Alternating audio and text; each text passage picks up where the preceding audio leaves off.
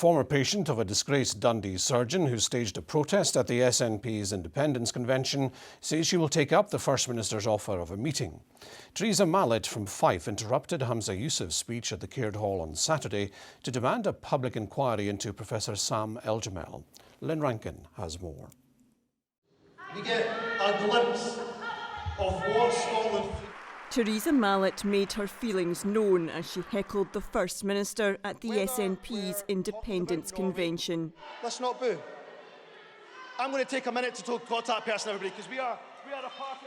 The 61-year-old from Glenrothes is one of more than 100 victims of disgraced surgeon Sam Eljamel. After a brief chat with the First Minister, Theresa chose to leave the hall and leave the SNP. Here representing 112 patients so far that's come forward.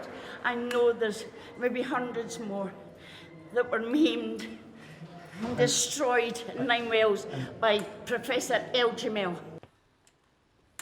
Theresa has been struggling to walk and suffering chronic pain after Eljamel operated on her back more than 10 years ago.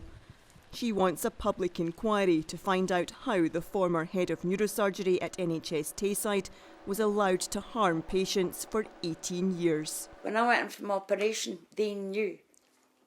I would never have had that operation.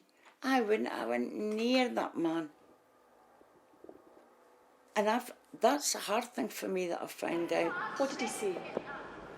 He said a public inquiry is not off the table. And my reply was, but it's not in the courts.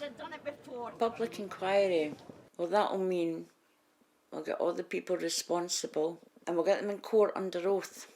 I need to make sure our hospitals are safe and make sure this can never happen. Hamza Yousaf refused a public inquiry when he was Health Secretary. The SNP confirmed the First Minister offered to meet Theresa, which she is happy to do. We need a public inquiry! But ultimately, the growing group of people harmed by Eljamel have vowed to fight together to get the answers they've waited years for. Lynn Rankin, STV News.